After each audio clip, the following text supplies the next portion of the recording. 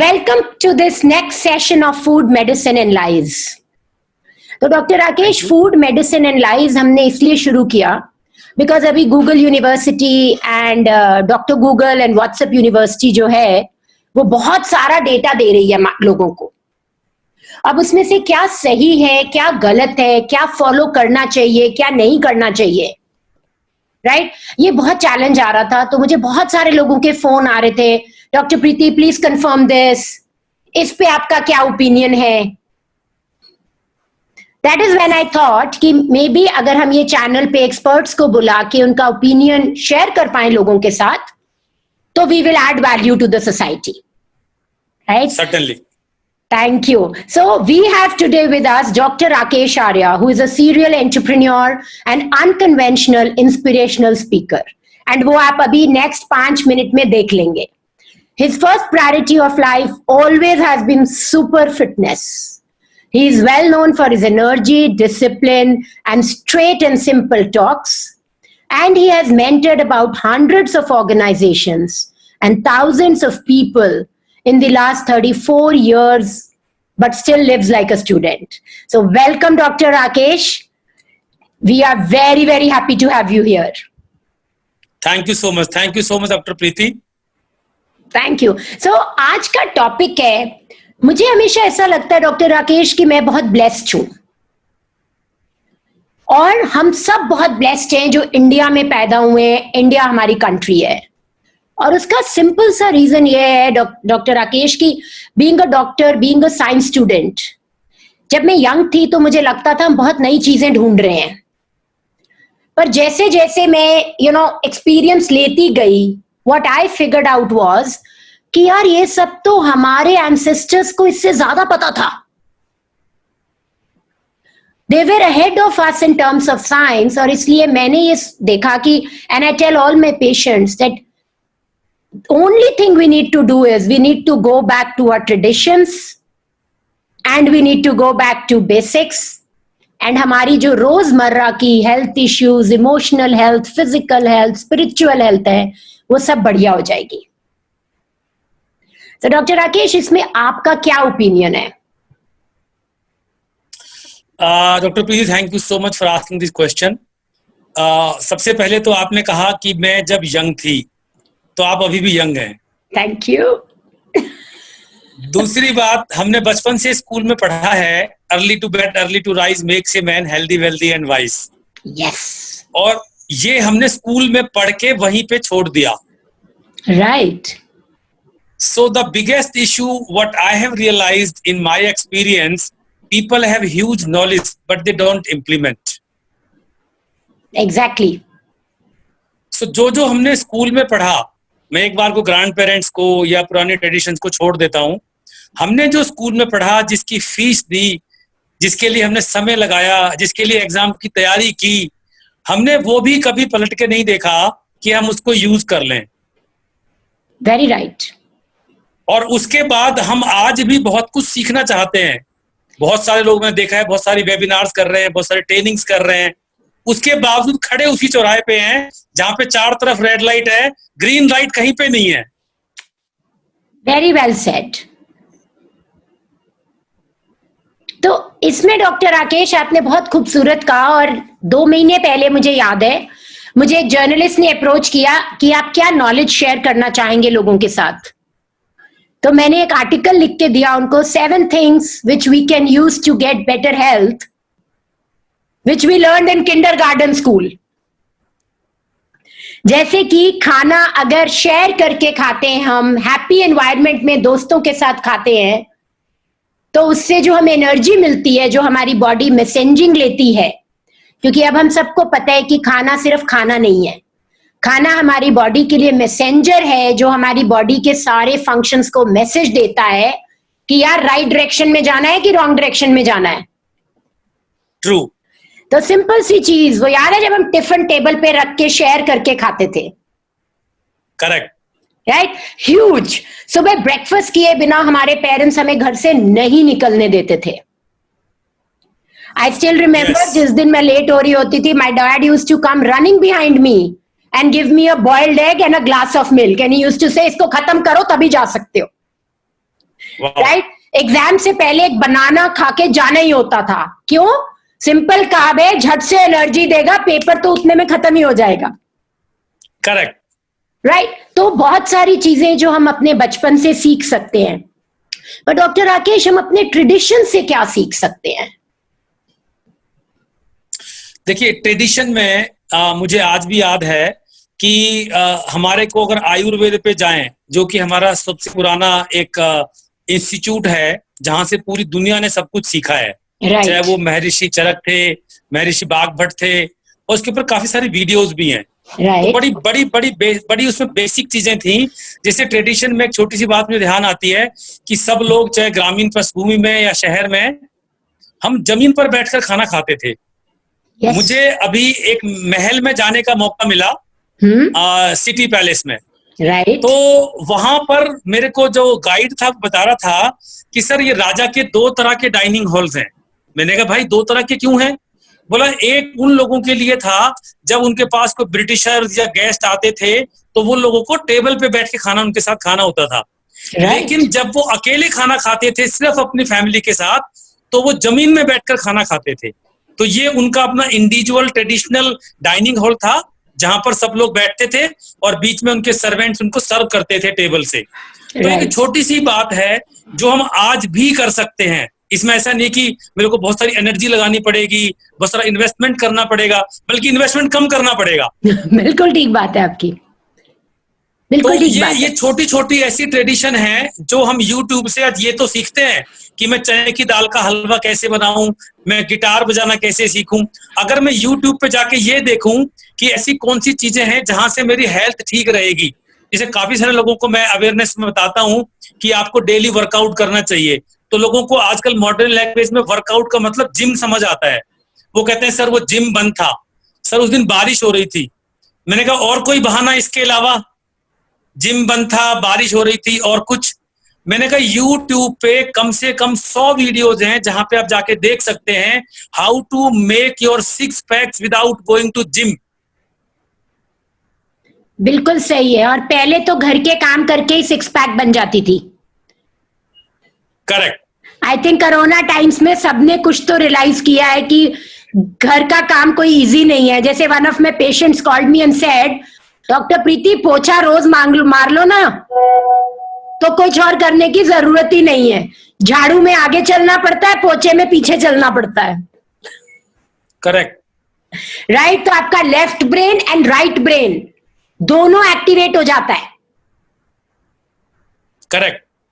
Yes. And आपने बहुत खूब कहा डॉक्टर राकेश। तो आपने देखा होगा रतन टाटा बहुत पॉपुलर है इस चीज के लिए कि वो कहते हैं कि वो हाथ से खाना खाते हैं, जहां पे भी खा पाए। इवन जब अपने रेस्टोरेंट्स वगैरह में भी जाते हैं और सर्कल अलाउ करता है, हाथ से खाते हैं। क्यों? क्योंकि हम सबको पता है कि हमारी उंगलियों के आगे जो नर्व्स होती हैं वो खाने को एनर्जाइज कर देती हैं। करेक्ट। राइट?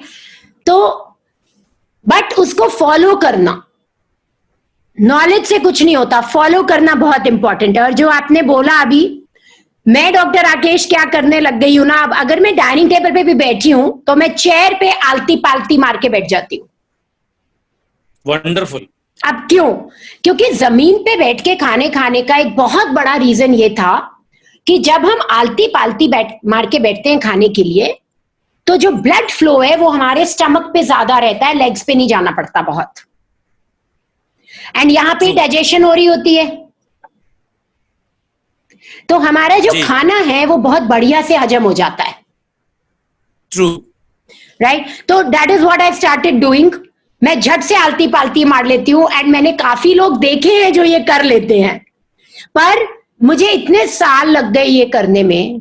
तो आई एम श्योर ये जर्नी है और हमारे व्यूअर्स भी सोचेंगे, ट्राई करेंगे और कुछ ना कुछ जरूर लेंगे।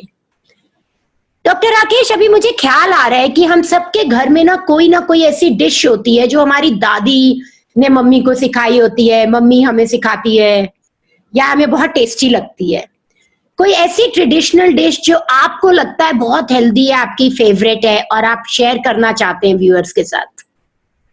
बिल्कुल बिल्कुल शेयर करना चाहूंगा। और ये डिश हमारे घर में 12 महीने तैयार होती है। इसे कहते हैं हरे धनिये की चटनी। और बिल्कुल हरे सही। धनिये की चटनी आजकल हम लोग मिक्सी में पीस लेते हैं, कई दिन फ्रिज में खाते हैं। पहले वो सिल के ऊपर ऐसे पीसी जाती थी वो, तो उससे आपकी बॉडी भी फिट रहती थी, आपके बाइसेप ट्राइसेप भी फिट रहते थे, और आप चटनी भी ताजा खा पाते थे। और वो चटनी आपके लिए एक सप्लीमेंट है। वो आप ताजा हरी सब्जी खा रहे हो, उसके साथ जो मसाले जा रहे हैं वो सारे डाइजेस्टिव हैं। जो आप दाल सब्जी खा रहे हो उसको डाइजेस्ट करने में फायदा करती है, और बिल्कुल भी महंगी नहीं है।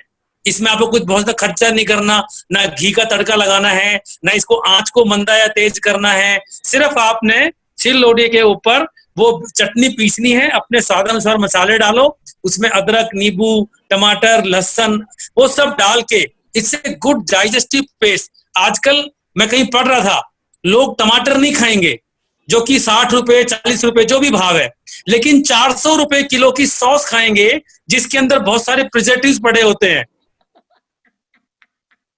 तो हमारे पिताजी कहा करते थे कि महिलाएं, विद ड्यू रिगार्ड्स टू और लेडीज, कि वो ना बहुत सारे फेस पैक लाएंगी, पपीते का, खीरे का। तो वो कहते थे कि देवी जी इसको खा लो, चेहरे पे लगाने की जरूरत नहीं पड़ेगी। आप अगर ये पपीता खा लोगी, ये खीरा खा लोगी, तो आपको चेहरे पे लगाने की जरूरत, आप भगवान ने वैसे ही खूबसूरत बनाया है। तो काफी लोग जैसे कहते हैं ना, क्योंकि मैं एक वैदिक परिवार से आता हूं और शुरू से भजनोपदेश मैंने सुने हैं, तो वो कहते हैं कि वो स्त्री खूबसूरत है। तो किसी उपदेशक ने बड़ा अच्छा कहा, स्त्री तो खूबसूरत ही होती है जन्म से। चाणक्य ने भी कहा है, कोई कम खूबसूरत होती है, कोई ज्यादा खूबसूरत। अब वो उसके हाथ में है कि वो कैसे खाती है, क्योंकि जैसा खाएंगे अन्न वैसा बनेगा मन। ये हमने बचपन से पढ़ा है। फिर बात वहीं पे आती है कि हम इधर से सुनते हैं और इधर से बता देते हैं। चलिए, ये तो आपने बहुत खूब कहा डॉक्टर राकेश। आपने मेरा ना एक टू डू लिस्ट कम करा दिया, क्योंकि मैंने आज तक चेहरे पे कुछ लगाया नहीं है, तो मैं सोचती रह जाती हूँ यार सब करते हैं, मैं भी करूं कभी।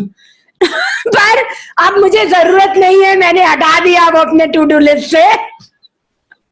ठीक है, क्योंकि मैं डेफिनेटली बिलीव करती हूँ कि अगर आपका अंदर आप खाना अच्छा खा रहे हैं, बॉडी हेल्दी है, तो आपका चेहरा चमकता दमकता रहता है, आपके बाल अच्छे रखते हैं, आपकी एनर्जी अच्छी होती है। और मैंने देखा है कि बहुत इंपॉर्टेंट है ये कि हमारी एनर्जी क्या है, क्योंकि हम दोस्ती एनर्जी से बनाते हैं, हम अपना एनवायरनमेंट अपनी एनर्जी से बनाते हैं। और आप देखेंगे लाइफ में ना, आपकी जैसी एनर्जी आपको वैसे लोग मिलेंगे। आप पॉजिटिव हैं, आपको पॉजिटिव लोग मिलेंगे, आप नेगेटिव हैं, आपको नेगेटिव लोग मिलेंगे।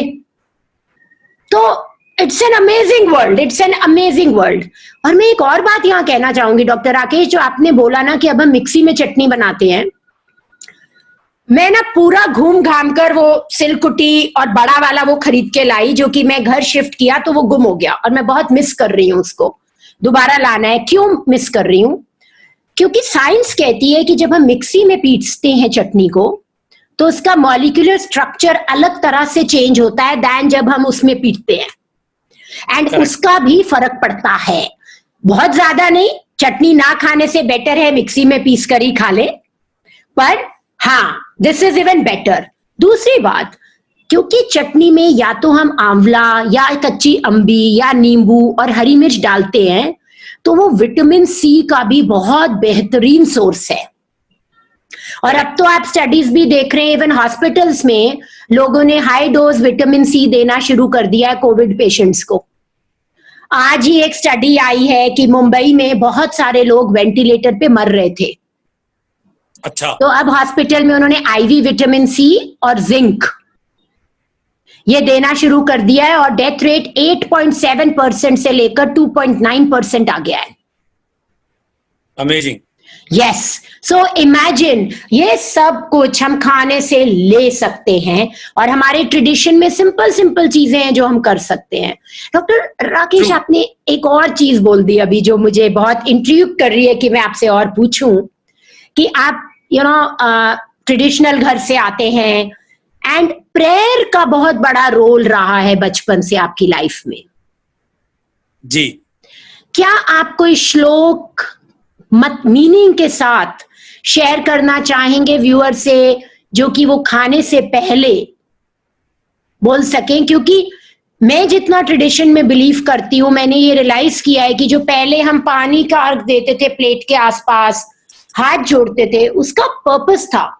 और पर्पस ये था डॉक्टर राकेश कि अगर हम स्ट्रेस में खाना खाते हैं तो खाना डाइजेस्ट नहीं कर पाते हैं क्योंकि बॉडी की लिमिटेड एनर्जी है। अगर आपके पास 1 कप पानी है और 3 जनों ने पीना है तो आपको कितना मिलेगा? 1/3। ट्रू। और अगर आपको प्यास पूरे कप की लगी है तो आप प्यासे ही रह जाएंगे। ट्रू। सेम चीज होती है जब हम स्ट्रेस में खाना खाने बैठ तो जाते हैं पर मिलता 1/3 ही है। चाहे पेट भर जाता है पर न्यूट्रिशन नहीं ले पाते हमारे सेल्स। तो अगर हम पहले कुछ प्रे कर लेते हैं, अपने आप को पैरासिम्पैथेटिक सिस्टम को एक्टिवेट कर लेते हैं तो डाइजेशन बहुत ही बेहतरीन होती है। जी।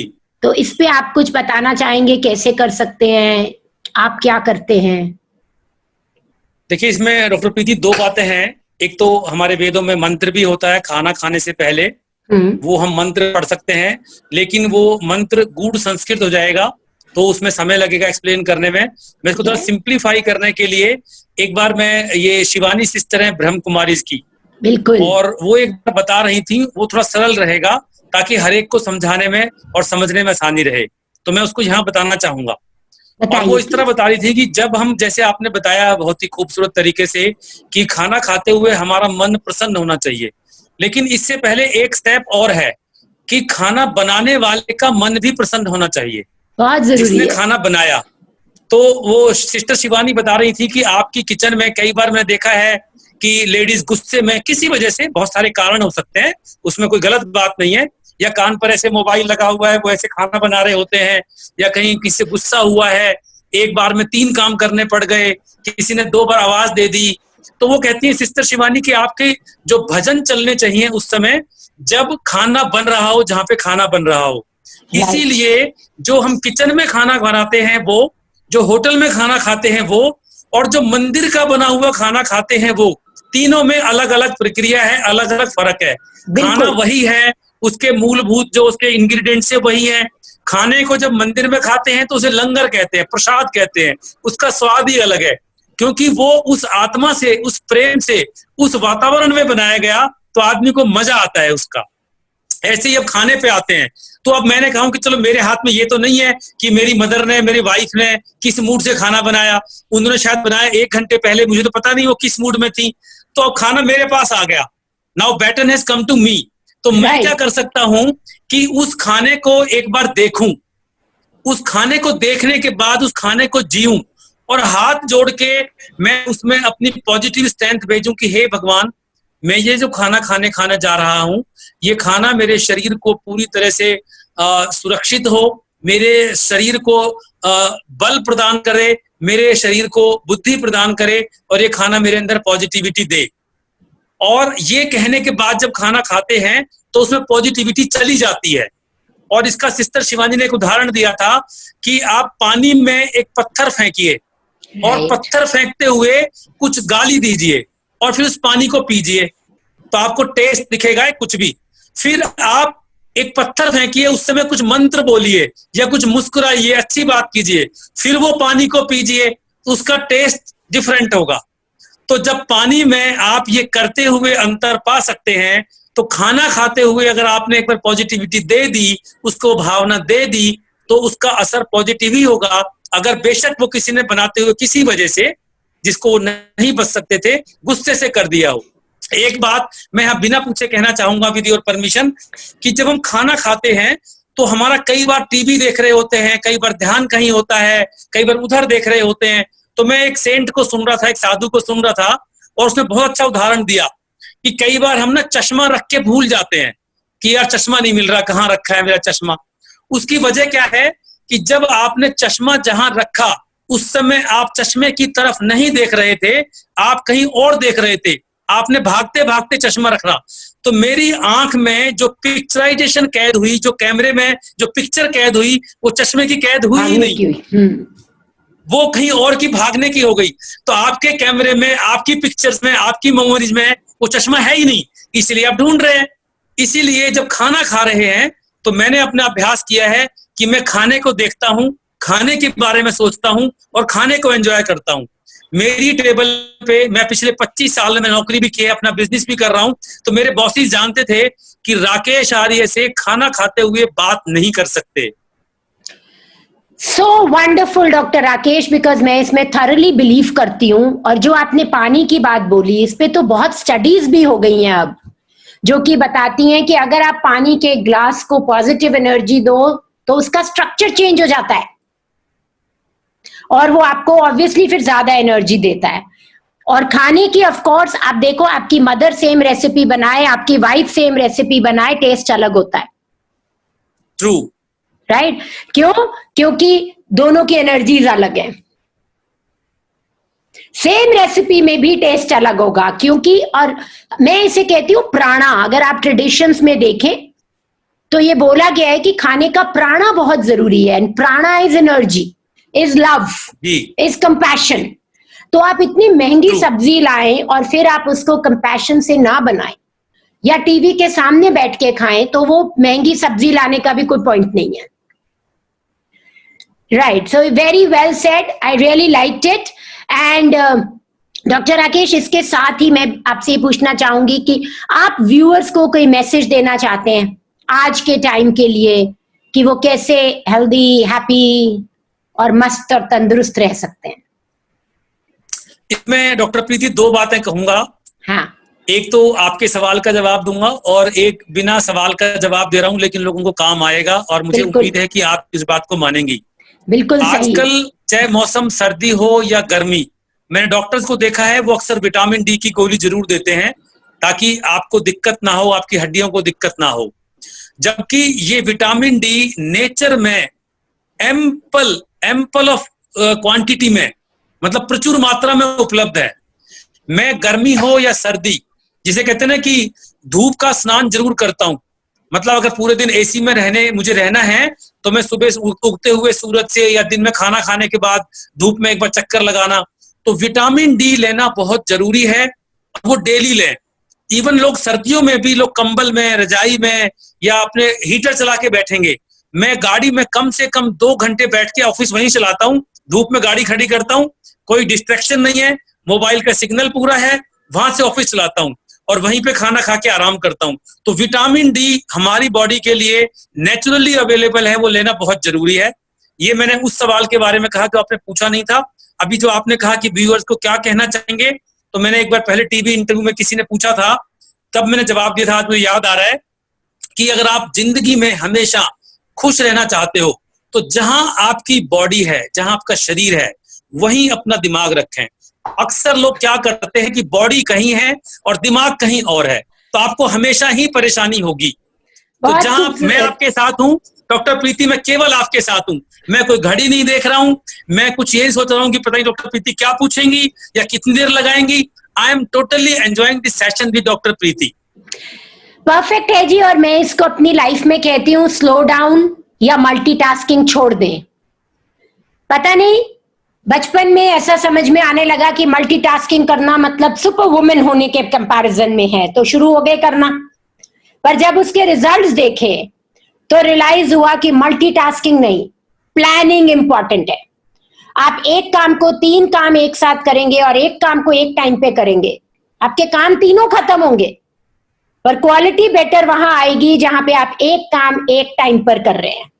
सो आपने बहुत ही खूब कहा डॉक्टर राकेश। ये मैं बस एक चीज बताना चाहूंगी डॉक्टर राकेश, जो मैं अपनी प्रैक्टिस में देखती हूँ और आजकल बहुत इंपॉर्टेंट है, वो ये कि विटामिन डी आजकल सप्लीमेंट लेना पड़ रहा है, जैसे मैं भी ले रही हूँ। उसका सिंपल रीजन ये है डॉक्टर राकेश की most of us are vegetarian. Vegetarian food में सनलाइट के साथ सिर्फ मशरूम सोर्स है विटामिन डी का जी। सनलाइट जनरली, अब जो स्टडीज आ रही हैं, कहते हैं 11 से 4 के बीच में जो धूप लेते हैं उससे विटामिन डी बनता है। And you have to take it for a long duration, 10-15 minute लेके बात नहीं बनती।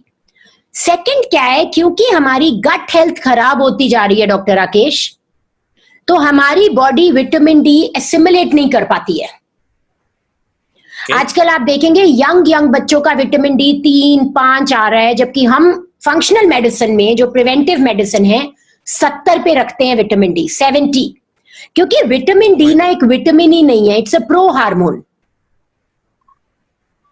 and it has been linked to so many cancers also, insulin resistance, your energy, your stress.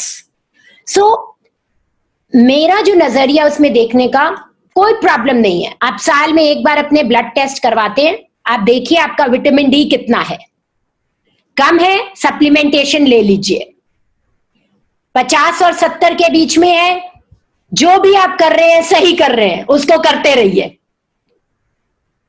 Right. Second चीज यहां पे ये भी लोगों के लिए बहुत जरूरी है जानने के लिए, स्पेशली वुमेन एंड स्पेशली जो हाइपोथायराइड पेशेंट्स हैं या कुछ, अगर हम गाड़ी में रहकर धूप लेते हैं तो गाड़ी में ना एक ग्लू होता है, वो ग्लू ब्रोमाइड रिलीज कराता है धूप में। हमारे जो आयोडीन के रिसेप्टर्स होते हैं वो ब्रोमाइड से रिप्लेस हो जाते हैं, और हमें हाइपोथायराइडिज्म, आजकल आप देखेंगे डॉक्टर राकेश, हर 2 में से 1 लेडी को हाइपोथायराइडिज्म है जी, and lot of men also have it. This is one big reason कि हम गाड़ी धूप में पार्क कर देते हैं और जाके उसमें बैठ जाते हैं। वो जो फ्यूम्स आती हैं वो ब्रोमाइड रिच होती हैं। ओके। तो इसलिए, एंड अभी क्या है ना, because of air pollution, because of pesticides, because हम बहुत स्ट्रेसफुल जिंदगी जीते हैं, तो हमारी बॉडी की डिटॉक्सिफिकेशन पोटेंशियल उतना ज्यादा नहीं है डॉक्टर राकेश जितना पहले हुआ करता था। राइट। तो ये ध्यान रखना बहुत जरूरी है कि जो रबर होता है ना गाड़ियों में लगा हुआ ग्लू से, जी, वो टॉक्सिक फ्यूम्स निकालता है। तो एक मेरा रिक्वेस्ट है लोगों से कि गाड़ी को कभी धूप में पार्क मत करें। अगर धूप में पार्क करें तो उसके शीशे खोलकर 5 मिनट बाहर रह के उसके फ्यूम्स निकलने दें, फिर बैठें गाड़ी में। ओके। राइट। एंड थर्ड, गाड़ी में जो भी आप आर्टिफिशियल चीजें यूज करते हैं, राइट, वो भी सोच के यूज करें, बिकॉज जब आप धूप में पार्क कर रहे हैं तो वो सब कुछ टॉक्सिक एनवायरनमेंट क्रिएट कर रहा है, जिससे आपकी बॉडी में हाइपोथायराइडिज्म, ईस्ट्रोजन डोमिनेंस, कैंसर जैसी प्रोबेबिलिटी चीजें होने की है। इट टेक्स इयर्स, और हम कभी कनेक्ट नहीं करते हैं। और आपने ये बात बोली तो मुझे मौका मिल गया, अदरवाइज आई थिंक मैंने आज तक बहुत सेशंस किए हैं, बहुत इंटरव्यूज दिए हैं, पर ये बात मैं कभी शेयर नहीं कर पाई हूं लोगों से। सो I really want to thank you, Dr. Rakesh, कि you said that, and I thought let me share this because ये बहुत सारे viewers के लिए important होगा, क्योंकि जब आप धूप लेते होंगे ना डॉक्टर राकेश, आप खिड़की खोल के लेते होंगे। करेक्ट। राइट। बट बहुत सारे व्यूअर्स खिड़की बंद करके लेने लग जाएंगे, और अभी भी वो गर्मी में गाड़ी खड़ी करते होंगे एंड जाते ही बैठ जाते होंगे एंड एसी चला लेते होंगे।